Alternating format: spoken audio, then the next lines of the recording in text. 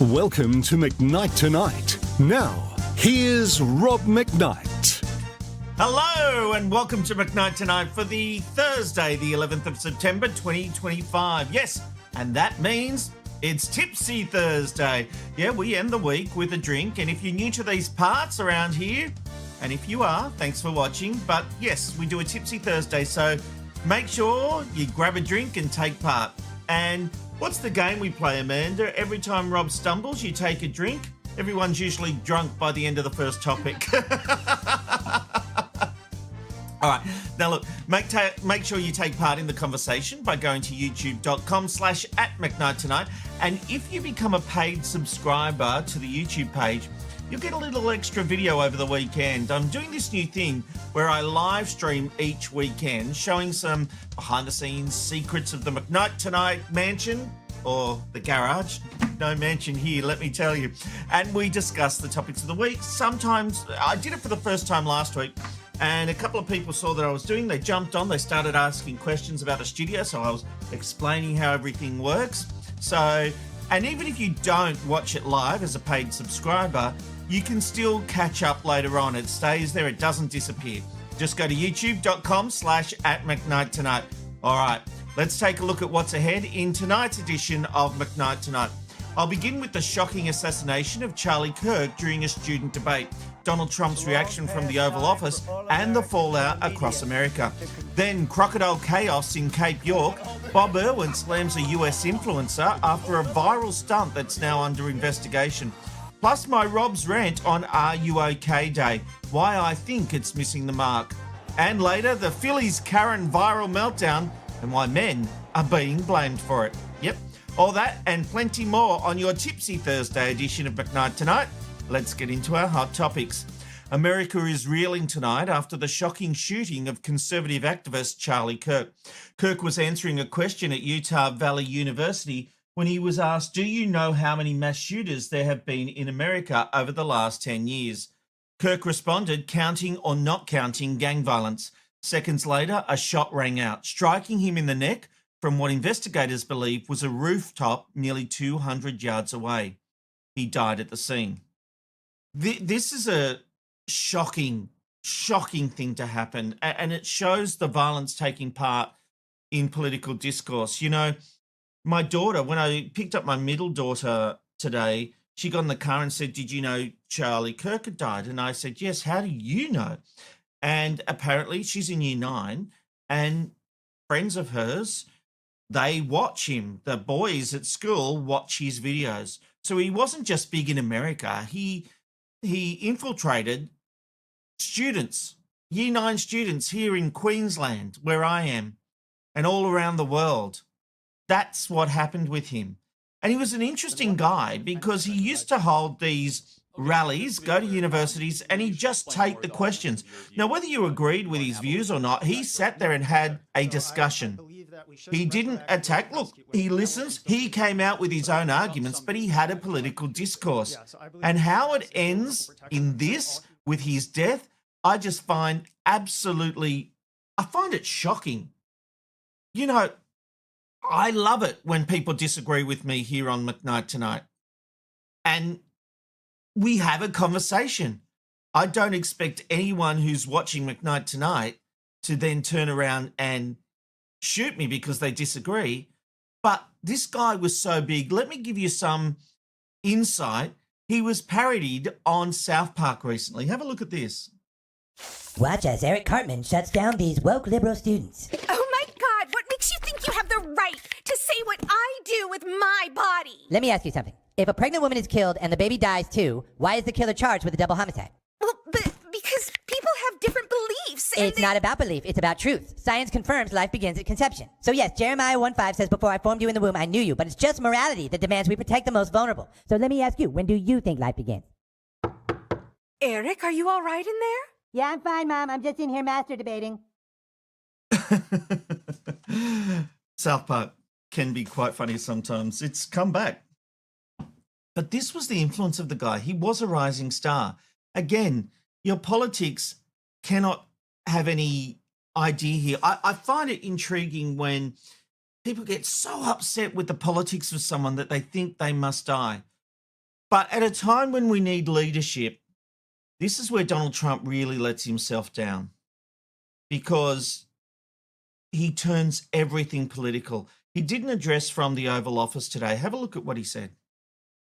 It's a long past time for all Americans and the media to confront the fact that violence and murder are the tragic consequence of demonizing those with whom you disagree day after day, year after year, in the most hateful and despicable way possible. For years, those on the radical left have compared wonderful Americans like Charlie to Nazis and the world's worst mass murderers and criminals. This kind of rhetoric is directly responsible for the terrorism that we're seeing in our country today, and it must stop right now. There's a message in there somewhere that all violence must stop, but when you start blaming the radical left and the radical Democrats, the problem is that that's the terminology he uses all the time. He'll refer to any Democrat as a radical Democrat, and so he's putting those in that category. There are people on the left who think this is fine. You know, this guy actually said at one point that we have to accept gun deaths for our Second Amendment rights. And there are people on the left who think he got what he deserved. He's a victim of his own beliefs. That's not the way we think about people. That's absolutely ridiculous to think that. But I have spoken to people who have extreme left views who actually say, I don't care if this person dies. I don't understand it, especially if you are on the left and you believe in the right thing and doing the right thing. How can you enjoy the death of someone? We're not talking about Hitler here. But the problem is they'll equate Donald Trump to Hitler, maybe even this guy to Hitler. Charlie Kirk wasn't a neo-Nazi. He had debates with people about the issues. He became very, very popular because of those debates. He wasn't doing anything wrong. You can disagree with him. He didn't shut you out. He didn't shut you down. Part of his shtick was listening to your views and arguing back, having the debate. And anyone thinks that it's good that he got shot, I don't think you get to take part in the debate, because you are obviously of the mind that if you disagree with someone, their view doesn't matter and they must die. That's not democracy. The thing I love about democracy is the fact that we can talk, we can debate. This is a sad day. Whatever your politics, this is a sad day. I mean, it says a lot about gun violence in America and you know, gun control, but that's just a debate America won't have, and Trump will then start skewing other people. I thank God that I live in Australia. Love this country, and I love our gun laws. May they long stay in place.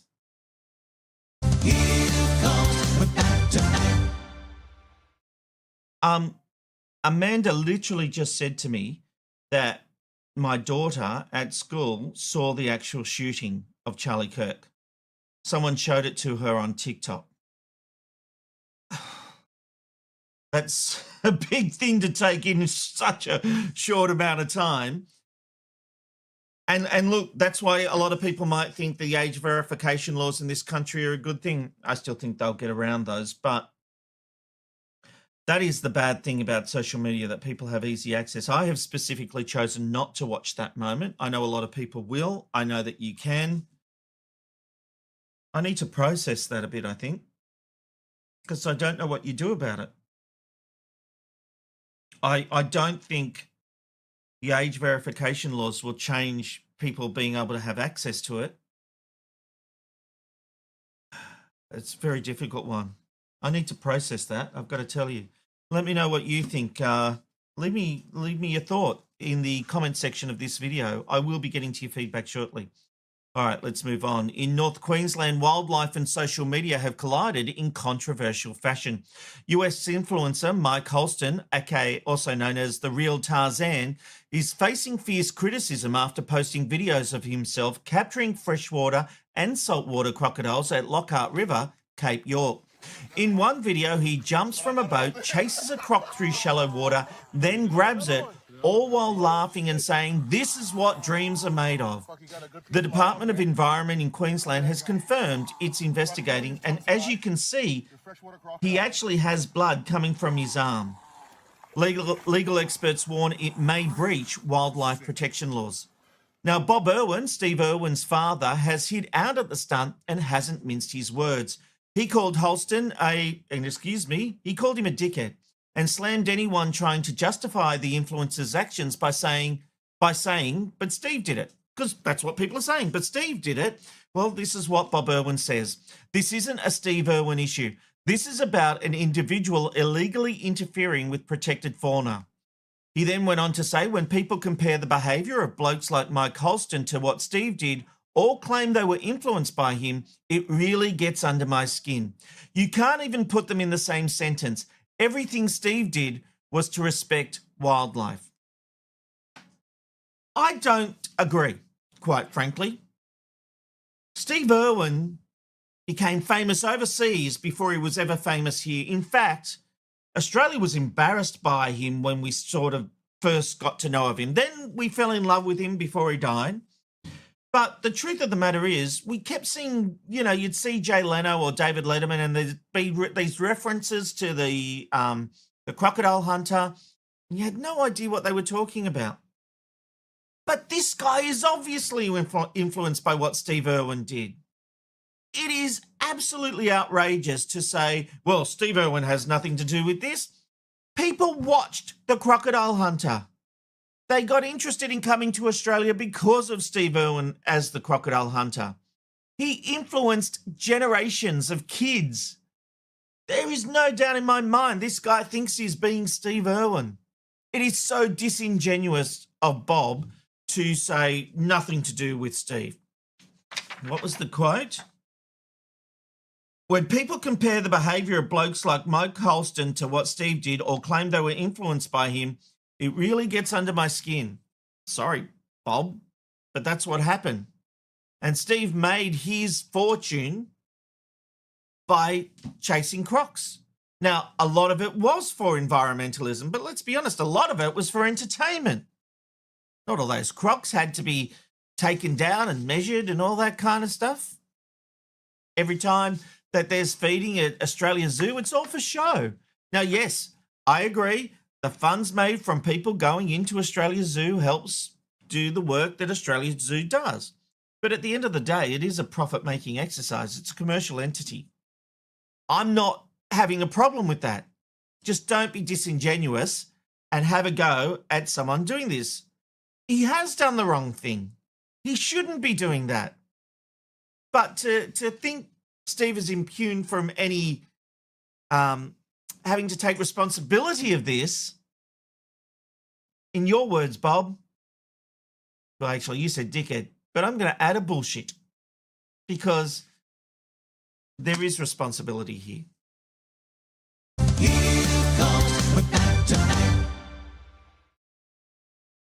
All right. The time, I reckon it seems about right. I reckon we need a good rant because it doesn't feel, Amanda, like we've had a good rant so far. Cue eye roll. Luckily, if you're looking for a rant, I've got just the thing.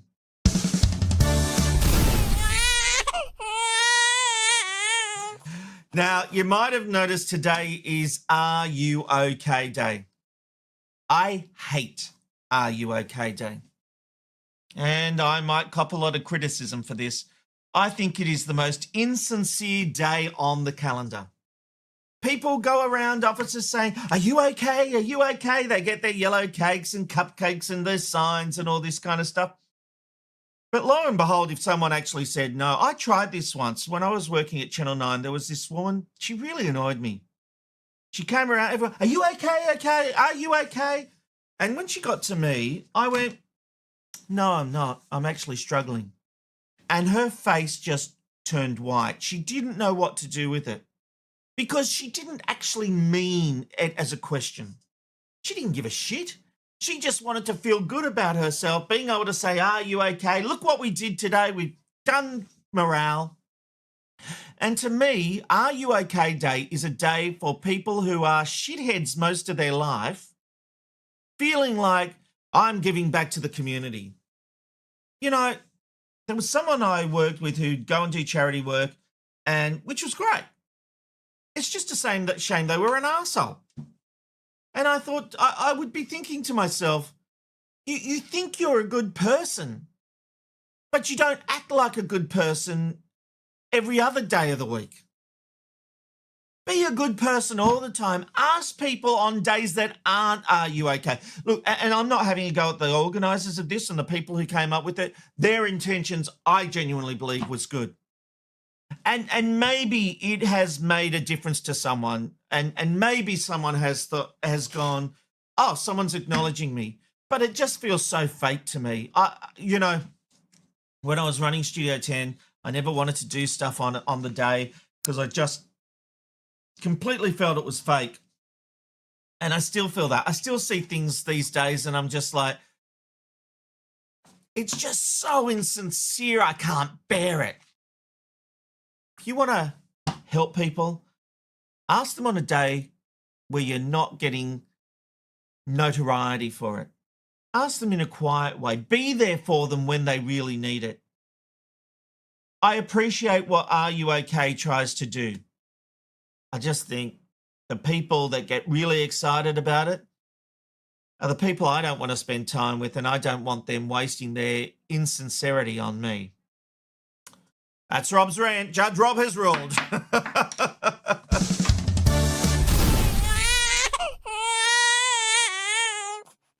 Well, I've got a bit of a surprise for you tonight.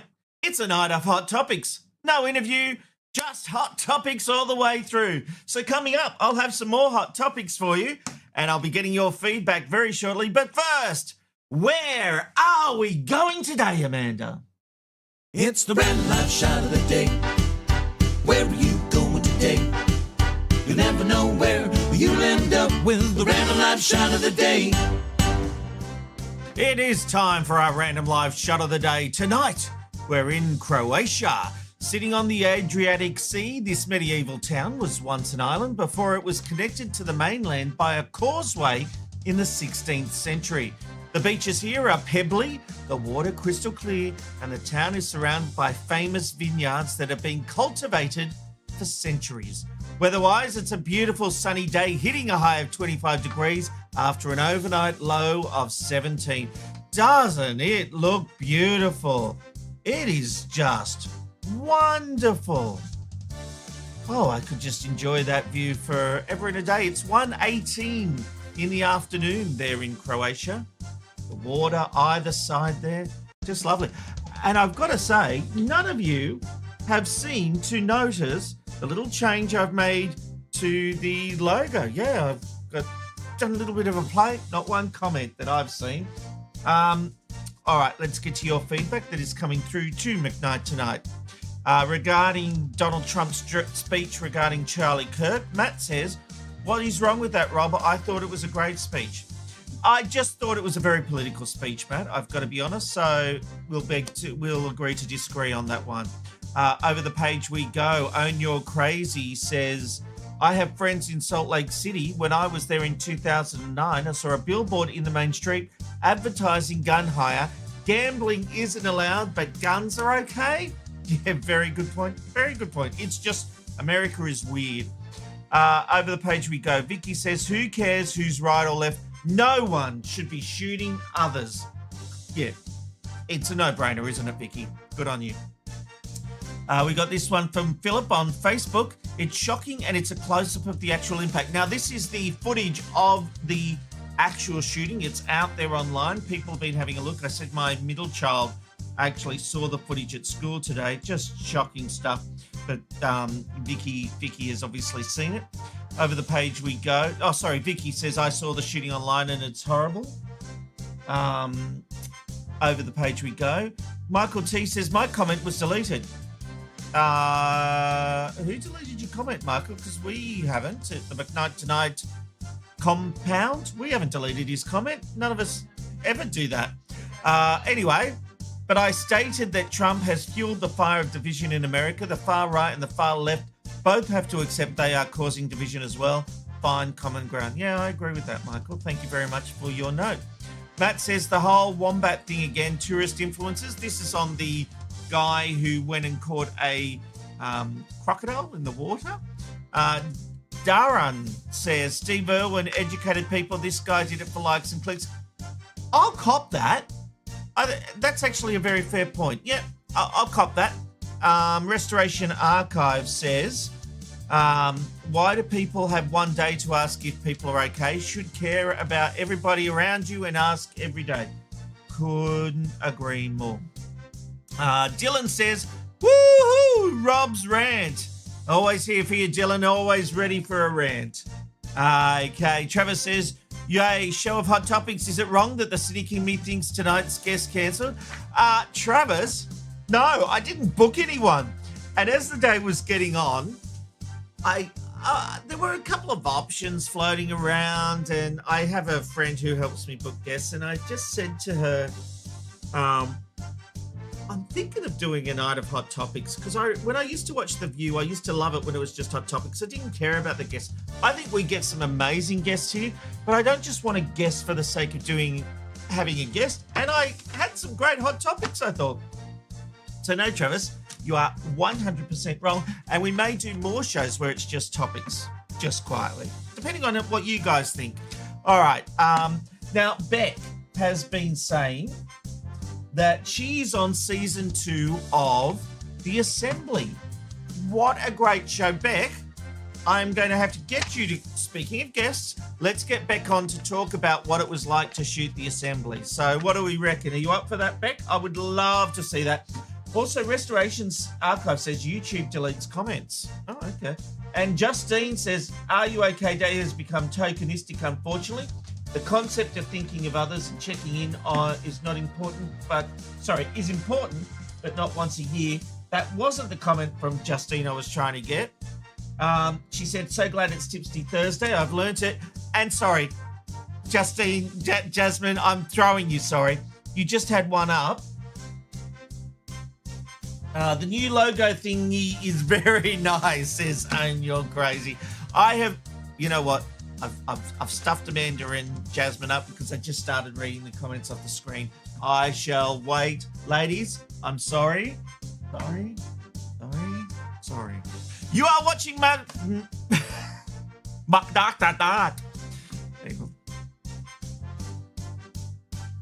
You are watching McKnight Tonight. Let's do some more hot topics. Here comes McKnight Tonight. All right. It's the footage that went viral around the world.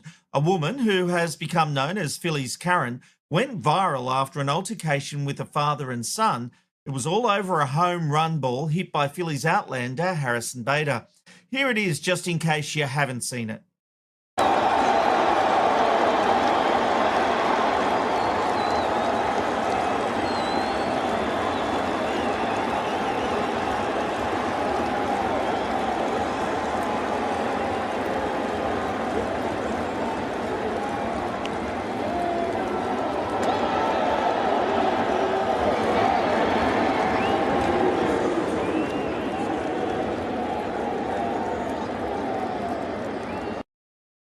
Fair to say she isn't popular, but since that moment went viral, there has been hundreds of reaction videos and comedy takes, including this one.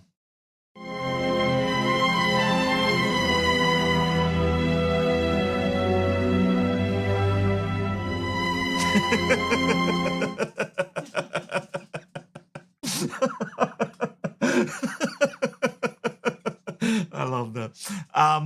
And look, the kid got a special pack. The baseball player met him after the game. I think gave him a signed bat. He's been well looked after, but there has been a hunt to find this woman. So there's been all this negativity towards her, but it's also led to hot takes like this one.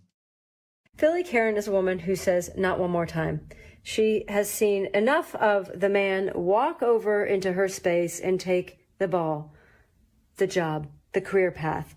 And this time, she's had enough. The way the man almost confidently and self-assuredly slowly stands up and walks 12 aisles basically over to her space and takes the thing that's right by her feet in her zone from her one last time. And she says, "Not no mo. Not this time you don't." And sure, the etiquette is there. He's allowed to do it. But this woman says, the buck stops here. I've had enough, and we do no more, starting tonight. What a crock of shit. Like, when balls go and everyone's grabbing for them, it's really who first come, first serve. We've seen situations where grown adults have grabbed balls, or like the tennis the other week, out of people's hands. That's not okay. This ball was on the floor. It was on the floor. He went in and grabbed it. Now, yeah, he could have said, "Oh, you're there trying to get it, it's yours." But it was there on the... Amanda, can you run... Do you have that footage still? Can I be a pain and get you to run that again, please?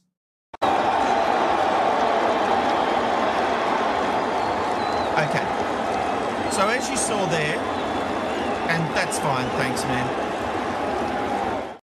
As you saw, it went down the row in front of her.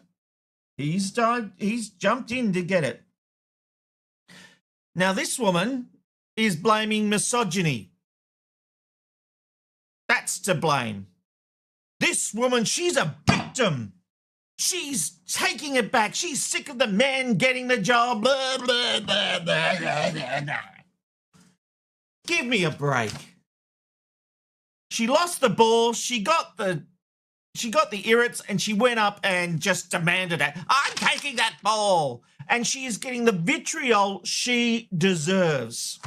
To now try and turn it around that it's all because of misogyny and men taking everything, it's just, we victimize women in a way that's not needed. It's nothing to do with that. She got angry in the moment. She demanded that ball. She felt it was hers.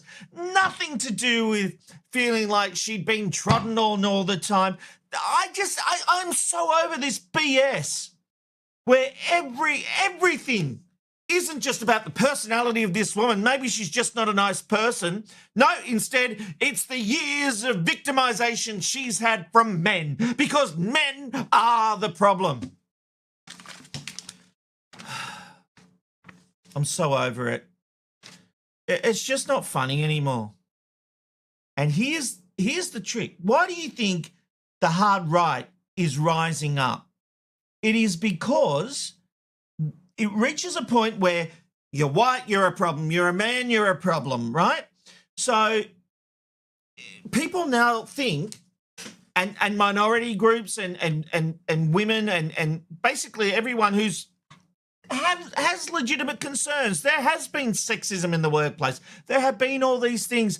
But did you just expect that come 2025 that these people who you just want to now flip the tables on, who didn't do these things, but you think you're owed someone because of the suffering of people before you? It's not even the suffering that you've had. It's the suffering people before you.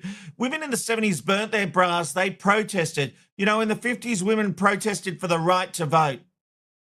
We have made advancements. We are where we are because of you're standing on the shoulders of people before you.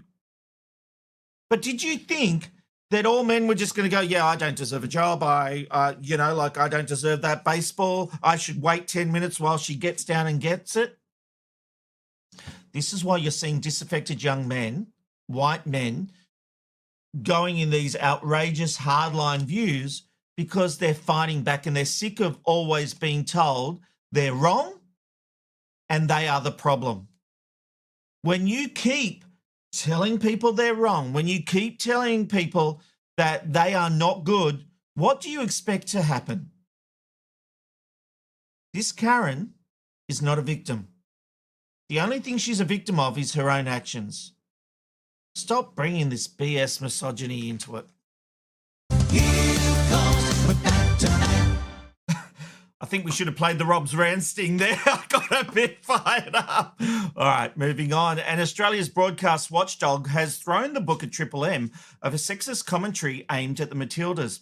The Australian Communications and Media Authority, also known as ACMA, has found that former radio host Marty Sheargold and several Triple M stations breached the commercial radio code of practice. Now, the ruling stems from an on-air rant in February that Sheargold made about the Matildas. Here's what he said. In football or soccer, it's been a nightmare tournament for the Matildas over the last 3 or 4 days over in the US. You know what they remind me of? Year 10 girls. Now, I'm sorry to undermine the whole sport, but that's what I think of it, so you can stick it up your ass. So we're playing in the She Believes Cup. Oh, she believes in what? It better be men. We're 12 months out from Australia hosting the Women's Asian Cup, so hopefully we have a bit of runway to improve before that comes around. The Asian Cup. I'd rather hammer a nail through the head of my watch that. Got any men's sport? Yeah, I do. Baseball. Now, ACMA found those remarks demeaning, sarcastic, demonstrating contempt and disdain for women's sport, and more generally of women. Football Australia, sports figures and the public condemned it. Sheargold and Triple M apologised. His show was cancelled and they mutually agreed to part ways. ACMA is now mulling enforcement action. Now, this could be warnings to potential changes in licence conditions. But let me read out this quote from Authority member Carolyn Leaderwood, who said the demeaning and insulting language used by the host went beyond generally acceptable standards of decency. She said sexist comments like this don't belong in Australian broadcasting. Even if the comments were an extremely ill-judged attempt at humour, a reasonable listener would have found them offensive and to have crossed the line. I find it quite interesting when someone in a position like this tells us what the listener would have found. Because the people listening to Marty Sheargold's show like Marty Sheargold. And I actually don't think the majority of his listeners would have had a problem with that. You can disagree with it. I can disagree with it. But why isn't he allowed to make an observation that he believes? See, we think we're a democracy. But then we have this where the woke left turn around and tell us what we can and can't say. Yes, there were complaints. People rose up. Triple M sacked him. I think it was all just ridiculous. I think the reaction to this was ridiculous. I think you guys know I'm a big believer in free speech. So let me show you what I said 6 months ago when Sheargold first made the comments. This was my reaction to his sacking on Inside Media. But I do have an issue with the decision by Southern Cross Austereo to sack Sheargold. SCA is the owner of Triple M. If you want people to share their views and make jokes, you must accept that some of those views and jokes might not sit well with some sections of the public. My biggest question is, what did Marty Sheargold's listeners think? If they disagreed with those comments and the shocking and factually incorrect one he made about endometriosis, were they going to stop listening, or were they more likely to think, okay, whatever, Marty?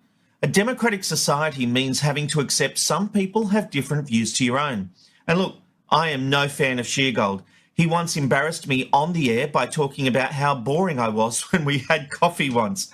But I do support his right to say things that people might find offensive. Nothing should be off limits when it comes to comedy. Whether people laugh or not is another thing, but sacking someone because of a 24-hour backlash? Quite frankly, it's just weak. The issue would have died down and his ratings would have remained the same. Sheargold's audience know what to expect from him, and I'm sure they would be upset he's no longer on the air. Couldn't have said it better myself. I have so many problems with the things ACMA does. I think they're so out of touch it isn't funny. They think they're I guess they are the deciders of what's fit for broadcast, but this is why YouTube is taking off. YouTube is now the #1 streaming service in Australia. People like me are doing these shows because it's a safe place to share your views. No one can cancel me, right? I can do this for as long as I want or as long as Amanda will let me. And this will be the final episode of McKnight Tonight. Do you know what I mean? We have these panel discussions and it's all vanilla because everyone is too afraid to say anything. And the biggest problem is the companies won't support them. ACMA's threatening, what did they say? They're deciding what they're going to do, right? They're mulling enforcement action from warnings to potential changes in license to conditions. Well, first of all, let's part my views about ACMA's ruling. But is that, why give a warning or anything? Triple M sacked him. Like, they had an issue. Does ACMA want Triple M to go back in time and stop him from doing it? He was a professional broadcaster entrusted to broadcast. So what is the point ACMA are trying to make here? They got their pound of flesh. The guy was sacked. So why does Triple M have to face more punishment? They lost a popular presenter, someone who rated really well. This is just, I don't understand the idea. And why couldn't you, when they love a press release and they love to put this out to show. Let me be very clear about something. ACMA love to put press releases out to show that they're doing something about it, to justify their funding and their position. There's nothing to be done here. Triple M took care of it, even though I think it was all overreaction. We need to get a grip in this country. You know, things go too far in America where people are being killed for their opinions. In Australia, we can't even say anything without getting sacked or getting a warning from ACMA. Like, it's just ridiculous. We need some balance.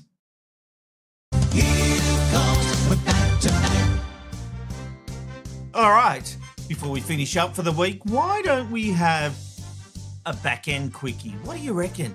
Actually, I'm in the mood for more than one.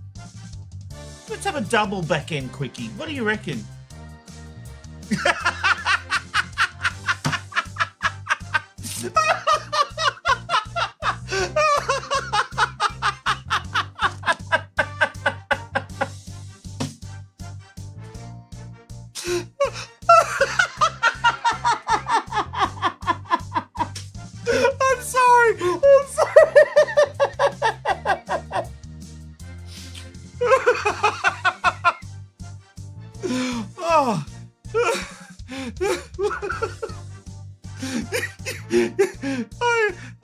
I don't know if that came through on the mics, but God, it was funny from Amanda. Oh my God, that was funny.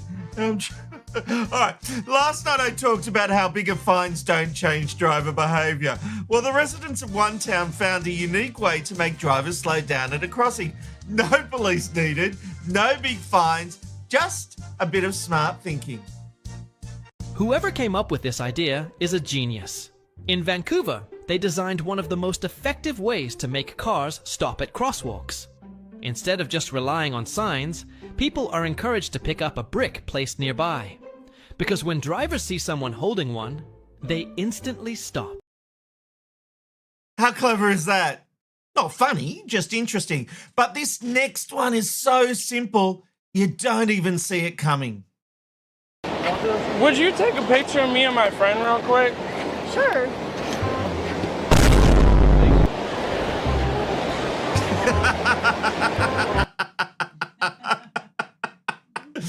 All right, let's get into your feedback and see, before we finish up this week, let's have a look at what you have been thinking about our hot topics.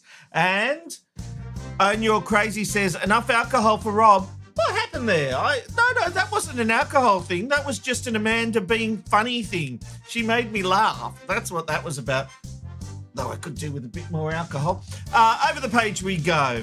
Dylan says we need an Amanda camera to see those looks. She won't allow it. Beck says, my husband, first listener, is wondering if you're okay. Well, yeah, I mean, I'm a big laugher, but that one just made me, just the way she reacted to a double back-end quickie just made me, it tickled my fancy, what can I say? And Your Crazy says, it's the night of relentless rants. You better believe it. And I've got more in me. Don't you worry. I got more in me. Gareth D says, a double back-end quickie. Ouch. Love it. Michael T says, Marty is usually a brilliant comedian. These comments were disgusting, offensive and unfunny. Whether his audience were fine with it doesn't make it okay. It's not okay to minimise women in any workplace. I take your point, Michael. My point is that I'm not saying you shouldn't have been spoken to and all that kind of stuff. I just thought, well, I remember when we posted that edition of Inside Media, I think there was something like 230 comments because I was looking at it today, and a lot of people were fans of Marty Sheargold and didn't think he should be sacked. Matt says, I do not trust the current mainstream media. Fair enough, Matt. You know what? I think on the whole they try to do the right thing, but yeah, look, fair enough. Over the page we go. So we've got this one from Philip who says, I was at Hawthorn Football Club game in Tasmania when Shane Crawford's 300th game in Launceston. I had a signed card that I got, and as I was walking out after the game, I heard a young kid say to his mum that he wished he had one of those cards, so I, without a thought, gave it to him and just kept walking. I do hope he took good care of that. I hope so too, Philip. I hope so too. Gareth says, they need to do a study into the Karen. I'm sympathetic as I always feel such trivial poor behaviour often hides other pain. One social benefit is that it balances the crazy old man stereotype. And that's what I'm here for, Gareth. The crazy old man, why I order. Over the page we go. Radio Note says, the listener, I heard it live as a Sheargold listener, continued to be out of context. Even the bit I played? I mean, that's all I could find at the time, I've got to be honest. So, but, you know, I was backing him up. Janelle says, hey, Amanda, just maybe record Rob's blah, blah, blah, blah, blah performance, read baseball ownership and replay it during future rants. Rob, that was brilliant. What did I do? Amanda didn't pay any attention. Thank you, Amanda. Darren says, need an Amanda mic. Now that we could do. Could we have you on mic? Okay. I'm miking her up for next week. So we'll do that. Well, I think we're just about done. Oh, Radio Note says, I've got more in me. I've got more in me. You would after a double back end, could you? Well, you know what? It's been a great week. Big week. I think we might have to do more nights of hot topics. We'll see how that goes. Thanks for all your feedback. Make sure you're subscribing to the YouTube page because I will be going live at some point over the weekend with some behind the scenes. And guess what? Amanda's away this weekend, so I'll have the garage to myself. It might be naked live stream. Who knows? That'll make sure no one watches. All right. Have a great night. It's good night from McKnight. We'll see you next week. Honestly, guys, thanks very much. We'll see you then.